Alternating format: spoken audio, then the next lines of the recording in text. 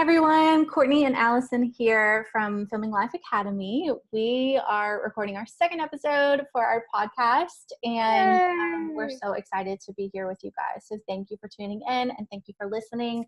Our theme for this episode is all about challenges and what challenges we have faced and what challenges we have seen other people face. And so we're just going to talk through a couple of things that we've seen and offer our advice on those things and how we've handled challenging situations when it comes to filming families.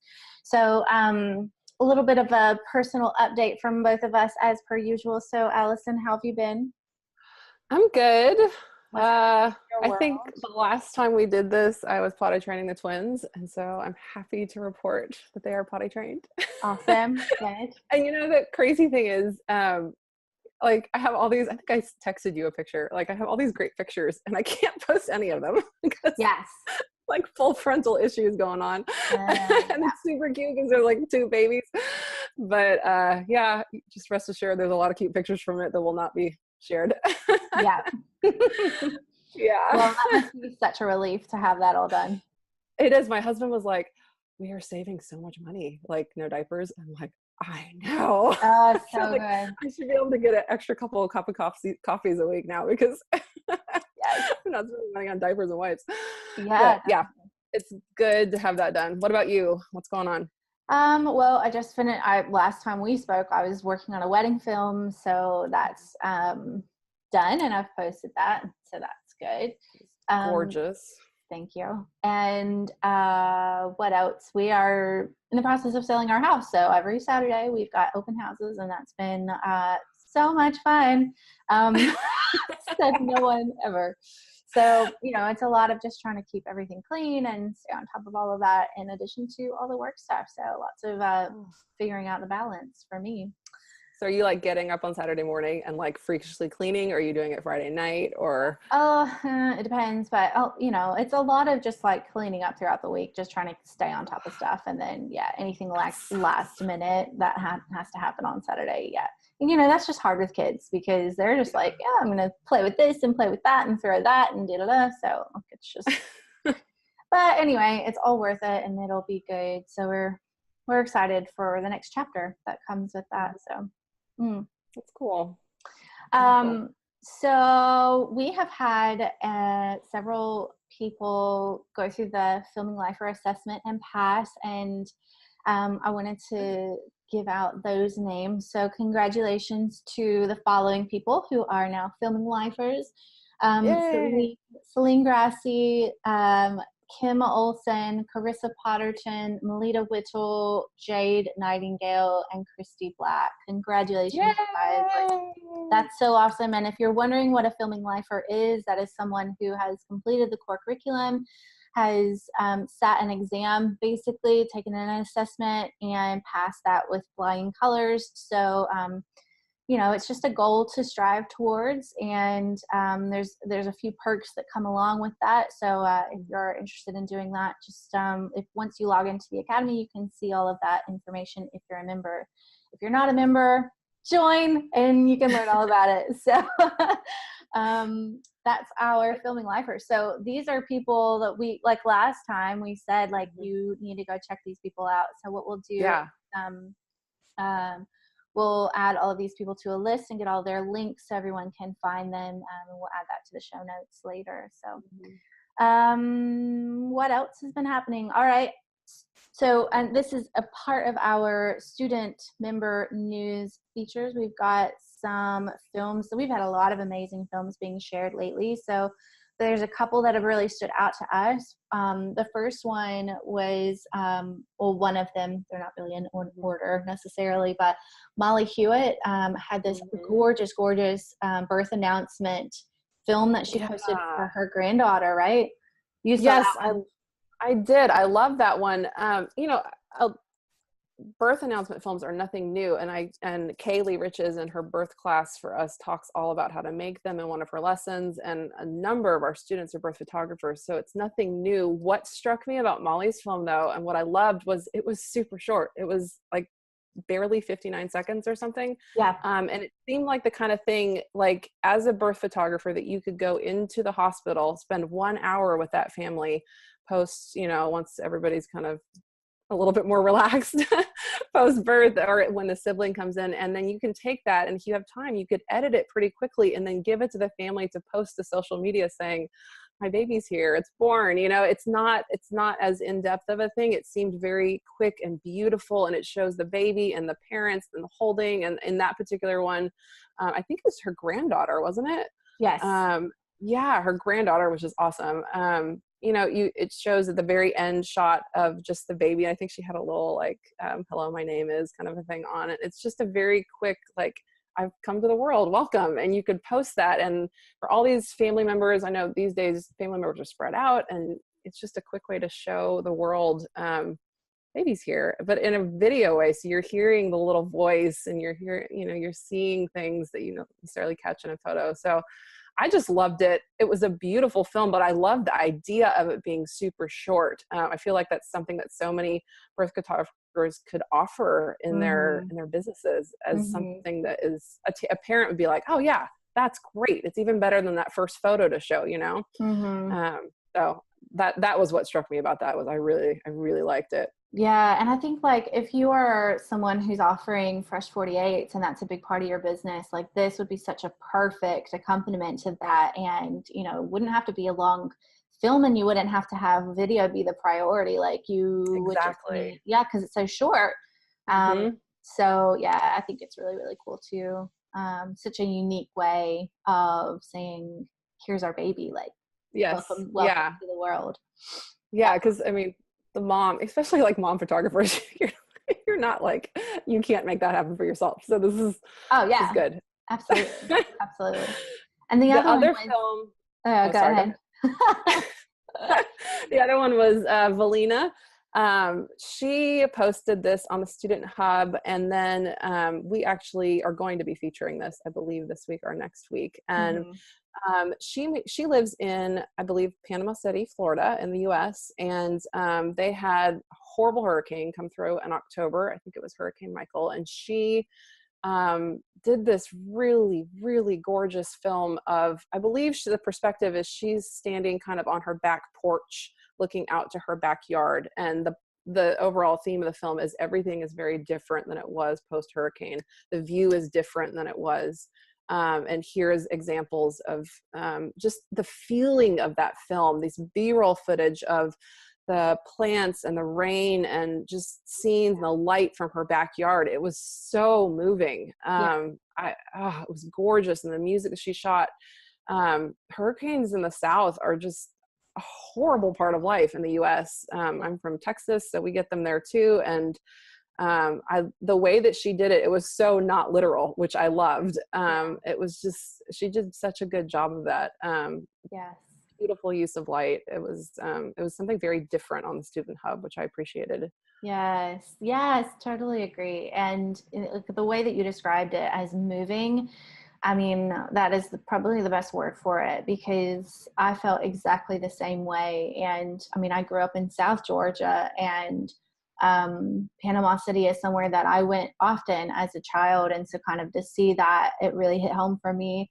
And just the way that she shot it, as you said, like just, it wasn't literal. It was just that feeling. You really, really felt how she felt about it all, and the way that she shot and edited it. I just thought it was really beautifully done. So yeah, well done. Both Molly and Valina, we loved your films. So and for everyone else, like, keep sharing. We love seeing your work in the Student Hub, and we have an Instagram hashtag, so make sure that you're hashtagging your work, FilmingLife Featured Films. And if you're interested in seeing what our students are up to, check out that hashtag and see what people are doing. So that's awesome.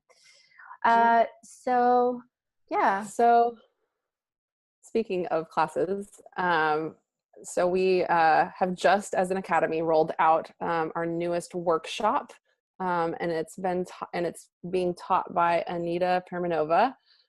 If you don't know Anita, she is an incredible portrait photographer.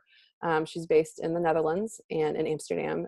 She has two beautiful little girls, and she makes incredible films. And her background in portraiture has kind of brought her to us, and she's now teaching our newest workshop, which is Transform Your Films with Advanced Color Grading. And it's an incredible class. Yeah, like you've done it. You've been through Yes. all of the lessons. I've been through them. Like, it's incredible. There's so much content in there. Yeah. I think I put this somewhere online. One of the things I get to do with the Academy is I get to kind of go through all the content before a lot of other people do, just because I have a little of a background in education. So I get to kind of make sure the curriculum is all good. And like, oh my word, this class blew me away. Like, it's heavy content rich in the best way possible. Well, the thing that struck me the most after going through the entire curriculum was that it's not something that's genre specific to just family films or birth films or fill in the blank. Any person that does filmmaking can learn something from this.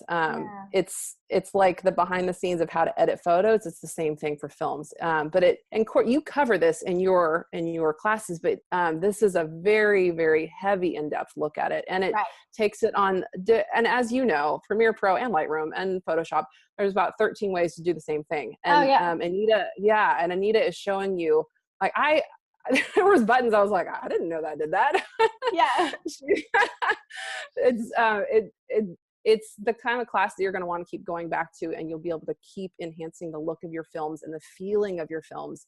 If you want to take your film from this to this and give it an artistic look and have your ownership on it, so someone can watch it and say, oh, that's a so-and-so film, because it has a look about it. Anita's class is that. It's absolutely that. Yes. And I think that if you've ever like felt frustrated by your, by the way that your footage looks and your inability to kind of navigate through how to make it look better, this is for you. Like, this will help you work all of that out. So, it's a fantastic class, and it's a workshop because it's a really intensive look at how exactly to complete all of these steps to it's like the color correction process, and then it's the color grading process, and how the two interrelate. And it's a very, very intensive thing. So it's offered on a quarterly basis. It's the enrollment closes on the 15th of November for this run, and then it'll be offered again next year. So if you've missed out on this one, then you can sign up in time for the next one. But it is definitely something I think anyone should take. It's a really great class. Anita's incredible too. She does a really good job. She's very giving of her time, isn't she? Yes, exactly. Yeah. So then the next class that we're going to have coming up that will be added to the Academy for all members is the showreel class, which is not my class. Well, hey. Watch out. And so what the purpose of this class is going to basically take you through the process of, figuring out what it is that you want to say with your showreel. Like, what is your goal? What is what's your message that you want to send out to prospective clients? It's like a mixture between, it's very hard. You kind of have to have all the hats as a photographer. Like, you need to wear all of the hats. And this really helps you hone in on exactly what message that you want to send out to the world with your work. With your showreel, it will help you, first of all, figure out who it is that you're targeting, and then figure out how best to target them with your showreel. And so it's more than just a class telling you how to put all your footage from the last year together. Like, it's more than just that. It is really showing you my process and my thought process, the questions that you should ask yourself to then have this complete and focused direct message that you send out to people with a call to action with it. And it's going to be delivered to students just in time for the new year. So it gives you an opportunity to take your work from this past year, put it all together. And whether you may have only just started incorporating video lately, and if that is the case, that's fine. My very first show reel had a mixture of video and photos together. So you don't need to just all be video. If your business does both, your show reel can have both. And so it's going to take, it's for anybody, and it will take you through the process of, you know, how to work with the song, map out how you're going to deliver the message across the lyrics or across the span of the song, and then take it all from A to B, get to the end. So I'm excited for that to be available to everyone. So it's included too, like it's included in the membership, not an extra cost. This is a master class, and it's going to be available to all members. So that happens in December. Okay. Yeah. Perfect timing. So after we've been talking a lot about like, how can we get people more involved, and you know, how can we help people? Like, we've had some people kind of ask, does anybody know about any like challenges or things that we could do? And in the everyday films class, that films of your everyday that I have as a part of the core curriculum, creating films of your everyday, it has a list in there of ideas to kind of like create a film each month, like topics that will get your mind sparked. But we've decided that we want to kind of take that one step further and have an official challenge going for members. So tell us what that looks like, Allison. So this is exciting because I've noticed on the Student Hub and just from texting with people that sometimes we need a prompt to inspire us. I think we've done this in the past, but we've gotten a little bit more practical and realistic about it this time around. I think I think a lot of times, like especially in the photography world, it's like, okay, weekly challenges, monthly challenges, but when you're making films, you can't do that. And that, like, legitimately monthly is hard because life and filming is just different than photography. It takes a lot more time to edit and to build the film. So we have come up with a genius idea of is it bi-monthly when it's 2 months? I don't know. We're doing, no, that's bi-monthly is twice a month. We're doing every 2 months challenge. That's what we're doing. So and we're calling it the 6 film challenge. The 6 film challenge. So 6 films a year. So the first theme, if you will, is for November and December, and it is the theme of together. So the thought of together, whatever that looks like for whatever area in the world and whatever your family unit looks like, or not your family unit, whatever it is, we want to see your interpretation of what together looks like. And so by November, December, we mean that by January 6th, you'll have your film completed. And we will have a place for you to post that on the Student Hub. And if you're putting it on Instagram, we would love for you to use the hashtag 6filmchallenge. And from there, we'll collect those. And then I think we're going to be featuring them and all sorts of fun things. So I'm excited about this because it's going to give you kind of a focus to the end of your year together. What does together look like in your life from the people that are in your life? And so that's December. If we would love, even if you're not a member of the Academy, if you want to join us on this and you want to hashtag your film on Instagram, then please do that. So hashtag 6filmchallenge using the number 6 is the hashtag to use. So please join us. We'd love to see your work as well. And if you're a member, make sure that you're posting it in the Student Hub, add it to the Vimeo student group, and we'll be featuring your films on Instagram or Facebook or both or everywhere on the blog. Who knows? We'll see. We'll see. All the things everywhere. All the things. The second one is just so if you're maybe planning your out. end of your year is a little crazy, but we do also have the second one planned for after that, and that's for January, February, and that's going to be seasons. And so the first one's together, November, December, and the second theme is seasons for January, February, and that's due at the end of February. Right. So that should just kind of give us a trajectory for what's coming up. 6 film challenge. We're really excited about it. Yeah, and we really wanted to just make sure that we gave everyone enough time to feel like this was a challenge that was achievable for them, spanning across 2 months, giving you plenty of time to, as Allison said, put it together, shoot it, edit it, make a plan, all of that.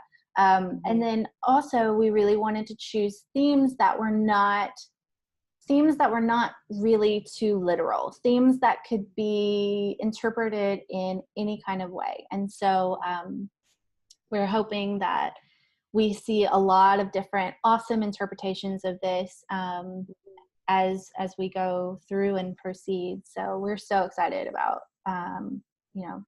offering this and running this and organizing it. So we hope you guys are too. Yay! So different for us. yeah, absolutely. So we've talked about this episode having the theme of challenges in filmmaking. So let's kind of flesh that out a little bit, because there's like all sorts of challenges. I think we can narrow it down to a few though. Yeah. So maybe Courtney, could you start off by maybe sharing with us challenges you faced in a more recent film for you? Maybe something that would be helpful to others. I don't know. Yeah. What are your thoughts on that? Yeah, sure. So, well, I mean, the first thing that really comes to mind for me is children's behavior when shooting and how that all works. Because tell me about that. that can get tricky. So I've got a family that I've done 2 films for in the last 2 years, and they have 3 boys and a really big dog. And in the last session that I did for them, every time that I got down on, and I like to shoot from like child level, like their height. Like I really like to try and I squat a lot. If you see any of my behind the scenes videos, I'm like always squatting. Getting the leg workout. Lots of leg workouts. And so every time I did that, I would either have a dog in my camera or I'd have a child in my camera, and they would try and touch my lenses or they would try and touch my microphone. And, it's very easy to get flustered by that if that happens to you during a session and you're kind of like, what do I do? Like it can be something I think probably happens often. And so I thought I would talk about sort of how I handled that. And so, each time that happened, I would use body language. Obviously, I would just step away. And I never would really, I don't want to, I'm sure I probably did say, don't touch my lens. The dog. The dog. Get off my lens, dog. But with the dog, I just had to be really aware. I was just hyper aware of where he was. And then I just had to be better with my angles. And, I had to get out of my comfort zone because my comfort zone is squatting at child level and I couldn't do that. So, I started to look around for places where I could maybe be a little bit more sheltered from animals and not be so close to the kids. And, in hindsight, I probably could have put a 50 on and been able to be further back, but have that closer. That's a good idea. I wouldn't have thought to do that. Yes. Yeah. That would have been really good. But I don't own a 50 for my Canon. So that's a terrible idea. That wasn't an option. But yeah, so, that is something that I could have done, maybe would have done, had I had that option available to me. But, other things is really just body language. Like as soon as a child comes over and starts to touch my lens, I put the camera down and I start talking to them. And then eventually they start to realize that, they're not going to get rewarded by me shooting them if when they come over to me and start acting a certain, like if they try to come over and touch my lens or try to touch my microphone or start performing in front of the camera. I've also got older kids that come over and just start acting and being silly and whatever. That's what I've encountered the most is, and it's not the young ones. It's like the 7 and up crowd that is like, they want to do their whatever. They want to like throw a smile at the camera and you're like, no. Yeah. I just put the camera down and I make it very clear that as soon as they start doing that, I'm not going to continue shooting. And I think by that sort of body language, it is a positive way of, not encouraging that behavior and making a shift for them. And then that usually they get bored with that. They're not going to continue. They just get bored and then they move on. And, sometimes it takes a little bit of time.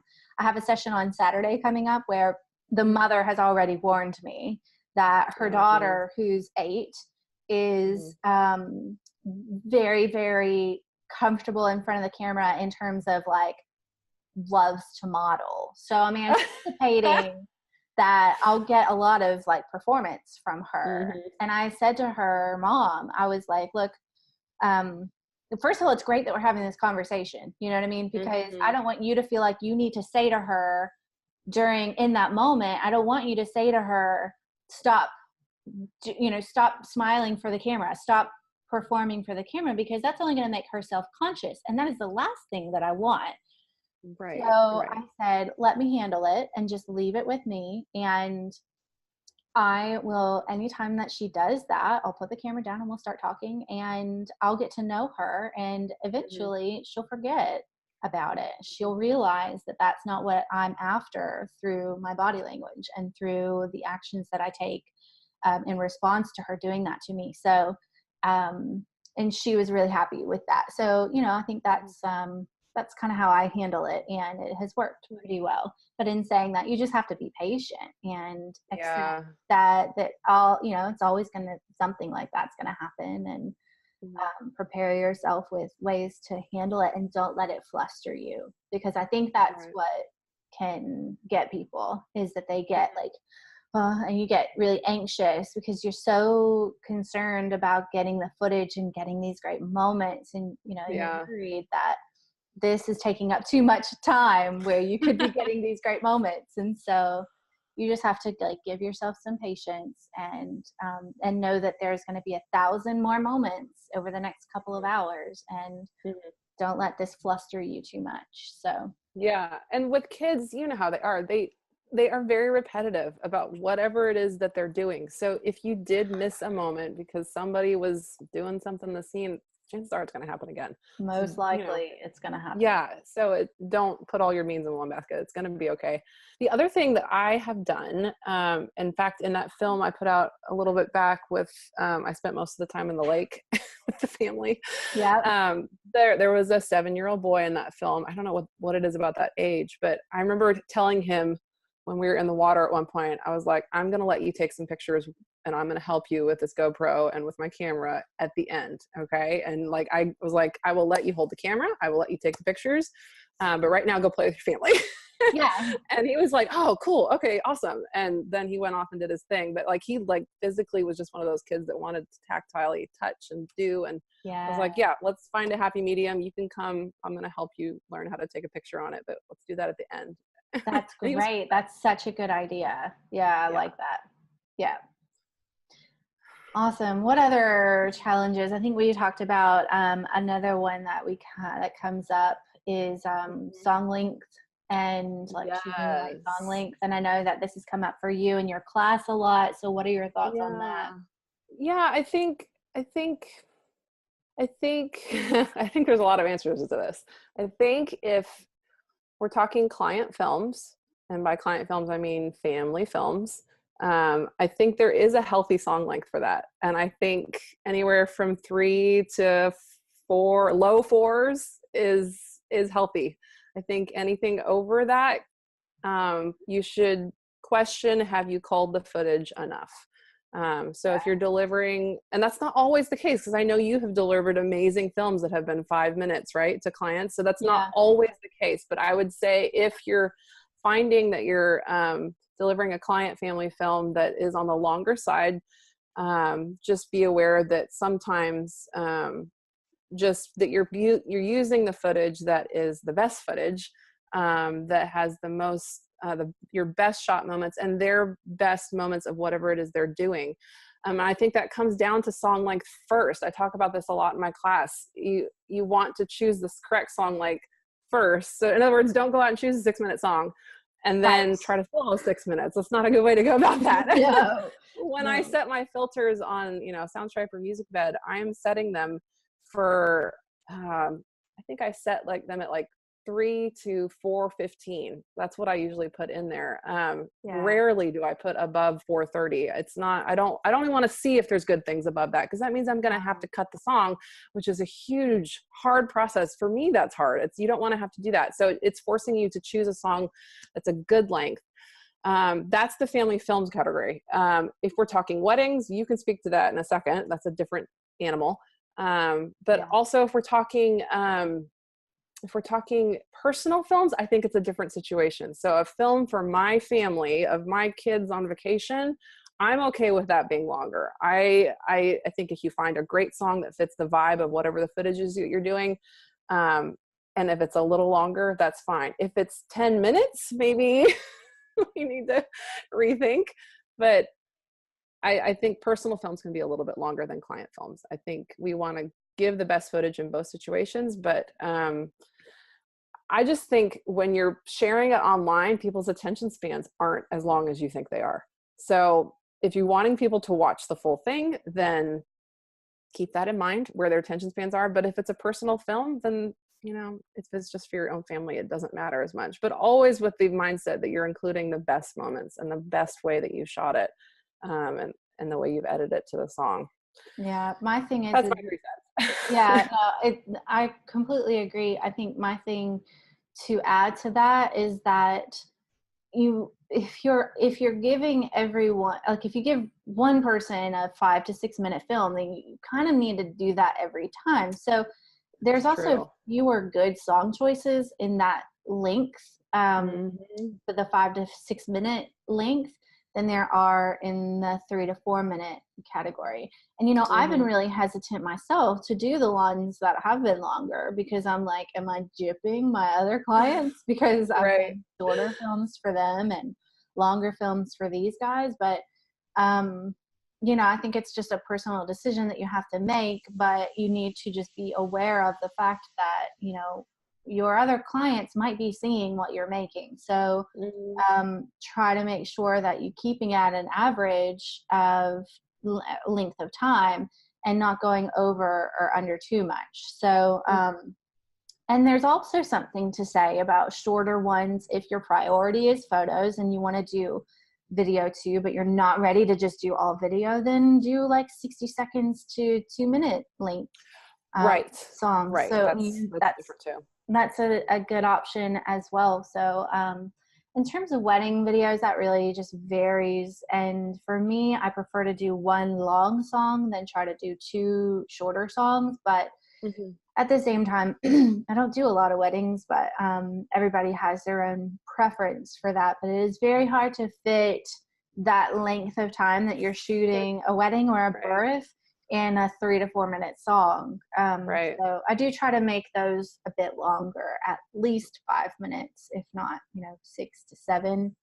But I'm also not the kind of person who goes out and does a documentary version of a wedding, as in, I don't record the literal, here is exactly what happened throughout the day, and an hour's worth of footage. I shoot it with a documentary approach, but I don't do that. So that's song length. Those are our thoughts on some of the questions that people come to us with in terms of, you know, how do we decide what length? Mm-hmm. I think it's really something that is personal, but if we had to give a guide, it would be 3 to 4 minutes or so. Mm-hmm. Absolutely. Yeah. There was something else that I had thought about, and it was on the tip of my tongue. For And songs? it was earlier. Music bed? No, it wasn't. It wasn't. We won't go into music bed right now. But yeah, so we were. That was. I think it was in the space of like the whole editing realm. It was, Mm-hmm. we had talked earlier about like figuring out what scenes to include in, Oh yeah. and how you decide, oh no, actually it was the literal versus like how like shooting literally and including footage. I get this question a lot, so we'll talk about Okay. both things. Okay. So the question of shooting literally and what we mean by that, and including Yeah. footage that is very literal versus Like shooting. Valina's. Yes, and that's exactly right, because we spoke about Valina's and how it wasn't literal. And Right. Right. so this is something that I've been talking about kind of more frequently lately, as I've noticed that the level of skill in my students has advanced. Mm-hmm. I've started to talk more in my critiques about, you know, trying to think beyond just the literal of this is what happened, this is how family got from A to B.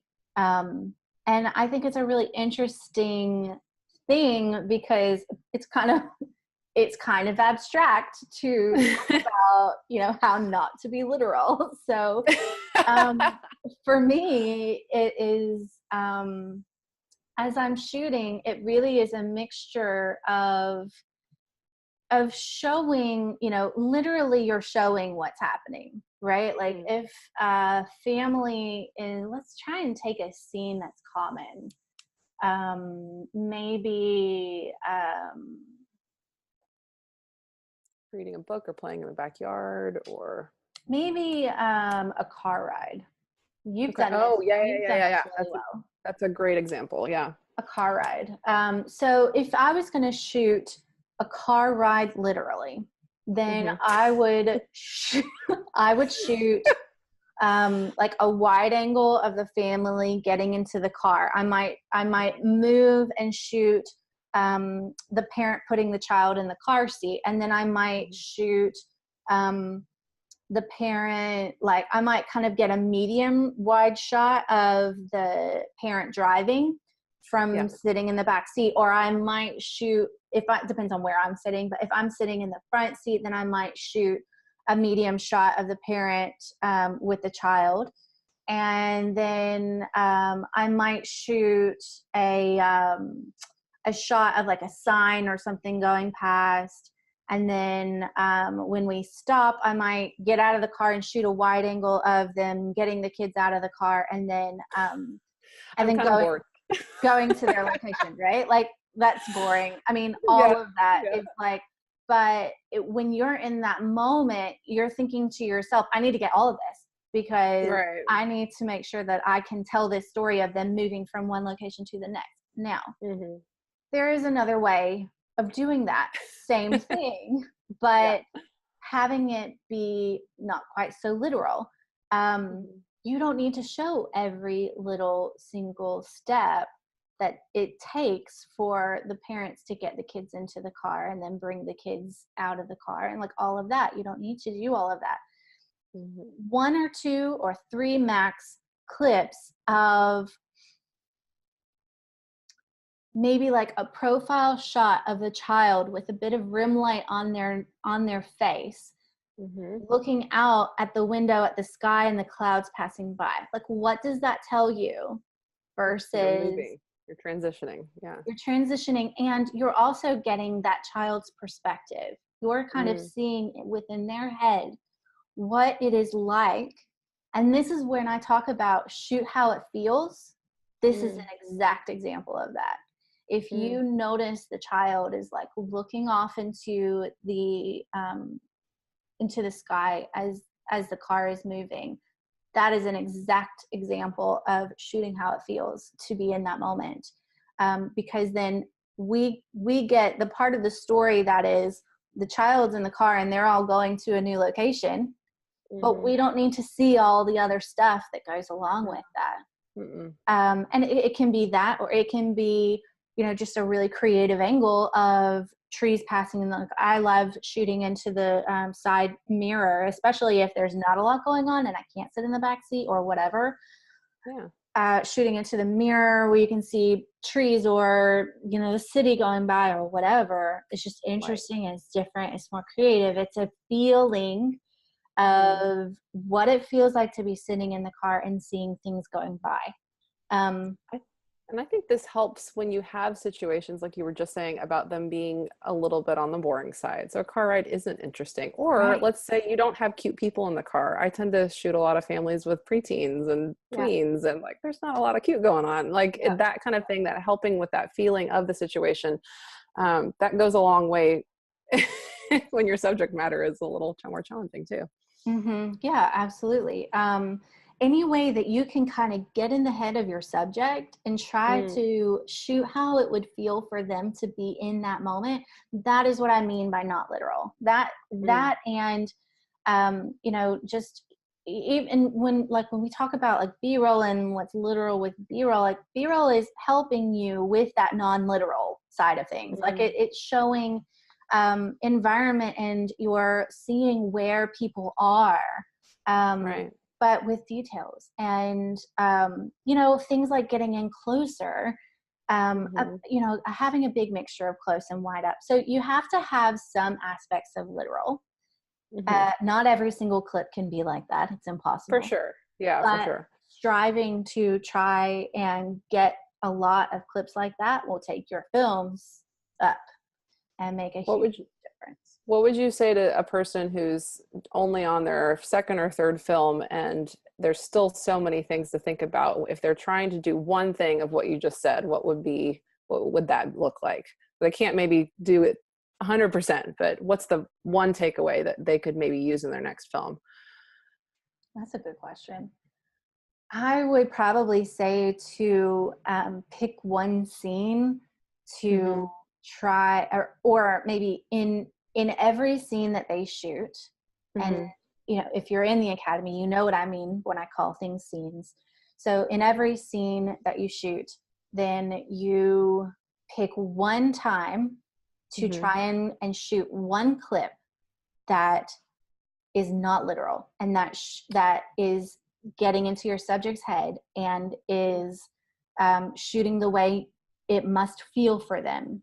With that, or if you're doing this that's personal and it's your family, just shoot for every, you know, scene that you're doing, shoot one clip that is how you feel, that really shows how you feel about this moment with your kids or whatever.